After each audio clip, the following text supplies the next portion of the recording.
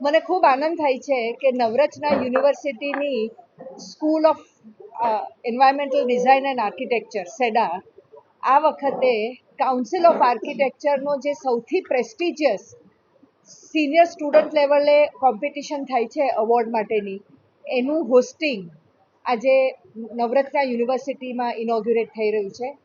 આ 3 દિવસની જે આ એક ઇવેન્ટ છે એમાં જ્યુરી મેમ્બર્સ જે પ્રખ્યાત આર્કિટેક્ટ્સ ને આર્કિટેક્ચર એડ્યુકેટર્સ છે દેશમાંથી આવશે. 100થી વધુ એન્ટ્રીઝ આવી છે અને એ આપણા ઝોન 2 કે જેમાં 7 સ્ટેટ્સ ગુજરાત, મહારાષ્ટ્ર, છત્તીસગઢ, ઓરિસ્સા, મધ્યપ્રદેશ જેવા ગોવા જેવા સ્ટેટ્સમાંથી આ એન્ટ્રીઝ આવી છે અને આ પછી ઝોનલથી ફાઇનલ લેવલે જશે.